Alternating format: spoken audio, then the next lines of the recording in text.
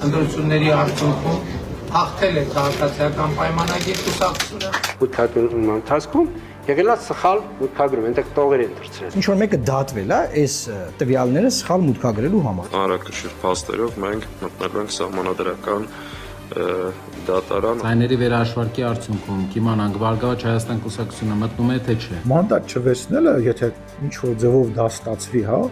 որևիցե բան չի փոխելու։ Այլ պատգամավորներ են հայտնվելու, այլ կուսակցություններ կհայտնվեն։ Սա իրականում կարծես թե քարոզչական փրկուղակ է։ Ընդդիմադիր որոշ ուժեր բարձրաձայնում են ընտրական գործընթացում տեղ գտած խնդիրների մասին եւ պատրաստվում են դիմել սահմանադրական դատարան վիճարկելու ընտրությունների արդյունքները։ Արդյոք առկա խախտումները բավարար հիմք են ընտրությունների արդյունքներն անվավեր ճանաչելու համար։ Ես կարծում եմ, որ սահմանադրական դատարան դիմելը ճիշտ քայլ է, որպեսզի այդ դատարանում ներկայացվի այն ամբողջ խայտառակությունների պատկերը, որը տեղի է ունեցել հանրապետության նախագահի ընտրություններ նշանակելու հրամանագրից սկսած ավարտված մինչև կենտրոնական ընտրական հանձնաժողովի կողմից քվեարկության արդյունքների նախնական ամփոփման փուլը։ Վերցնել падգամավորական մանդատները, թե հրաժարվել դրանցից, որքան է իրատեսական, որ խորհրդարան անցած ուժերի ընտրական ցուցակներում ընդգրկված բոլոր տեխնացուները կհետևեն կուսակցական որոշումներին։ Ես կարծում եմ, որ մանդատները պետք է վերցնել, որովհետև մանդատները չվերցնելը միայն վնաս է տալու ընդդիմությանը, իսկ ինչ վերաբերում է այն հարցին, թե արդյոք բոլոր падգամավորության տեխնացուները կհրաժարվեն մանդատից, եթե կուսակցությունները նման որոշում կայացնեն, ապա ես կարծում եմ, որ որևէ մեկը չի կարող 100%-անոց երաշխիքներ տալ, բայց եթե այդ տեխնացուները իսկապես ընդդիմադիր տեխնացուներ են, իրենք պետք է համապատասխան որոշում կայացնեն իրենց կուսակցությունների ղեկավար գործող մարմինների որոշմամբ։ Եթե հիշում եք, վարչապետը նախընտրական փուլում դրանից առաջ հստակ ասում էր, որ ինքը անպայման ունենալու է սահմանադրական մեծամասնություն։ Ինչու է անհրաժեշտ սահմանադրական մեծամասնությունը Փաշինյանին, ընդունելու նոր սահմանադրություն, որը չի ունենալու անկախության հռչակագրին որևէ հղում։ Այդ մեծամասնությունը Փաշինյանը չունի եւ արդեն կառավարող շրջանակներում քննարկվում է այն հարցը, թե ինչպես շրջանցել ազգային ժողովը, որպիսի անցկացվի սահմանադրական հանրաքվե։ Հենց միայն այդ պատճառով դա միայն արդեն իսկ բավարար է, որպիսի մանդատներից հրաժարվելու կոչը դիտարկվի որպես էմոցիոնալ կոչ, բայց ոչ ռացիոնալ կոչ։ Երկրորդը նույնպես շատ պարզ փաստարկ է, թե ինչու պետք է վերցնել մանդատները,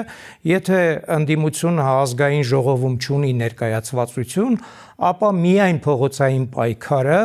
վերջում միևնույն է տանելու է փակուղի։ Եթե ընդդիմադիր ուժերի մանդատներից հրաժարվելու պարագայում սահմանադրությամբ նոր ընտրություններ նախատեսվեին, երկիրը ցնցումների մեջ կհայտնվեր, քանի որ ընդդիմությունն անցանկալի արդյունքի դեպքում միշտ այդ քայլին դիմելու հնարավորություն կունենար։ Մյուս կողմից ընդդիմադիրների խորհրդարան չգնալու պարագայում ազգային ժողովը բաղկացած կլինի մոտ 60 իշխանական падգամավորներից։ Որն է լուծումը։ Հարցի առաջին մասը իրականում չի ենթադրում, որ լինելու է անպայման քաղաքական ճգնաժամ,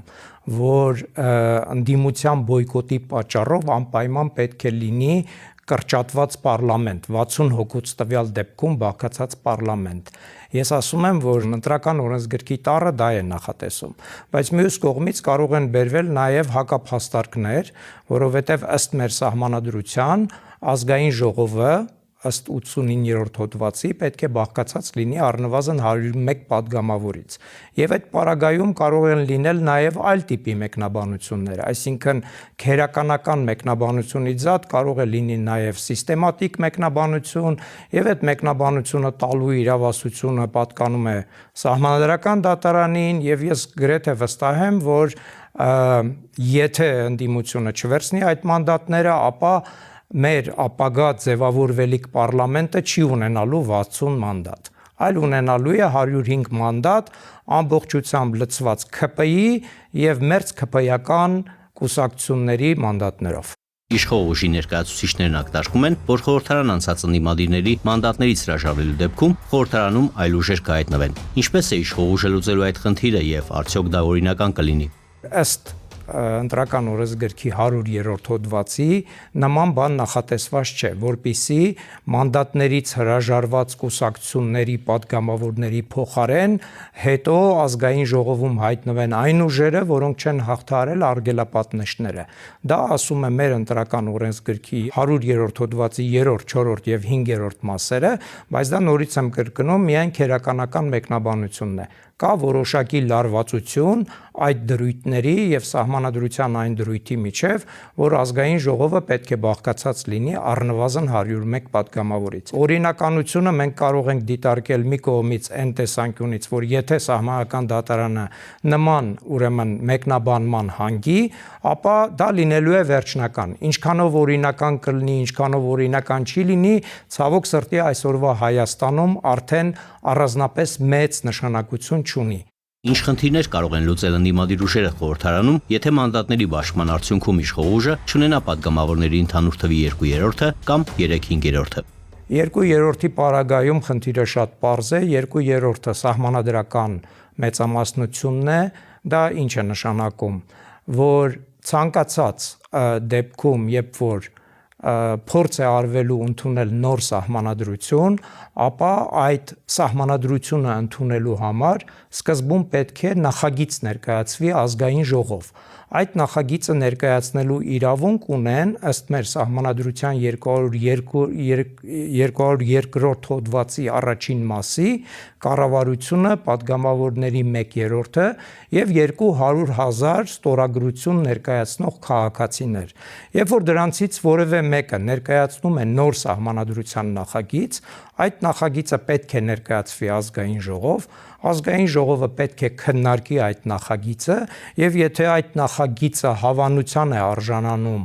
ազգային ժողովի 2/3 մեծամասնության կողմից, միայն այդ դեպքում է հնարավոր, որ ազգային ժողովը որոշում ընդունի այդ նախագիծը 2/3 ձայների մեծամասնությամբ դնել հանրաքվեի։ Այլ տարբերակ հանրաքվե անցկացնելու մասին սահմանադրություն ընդունելու վերաբերյալ գոյություն չունի։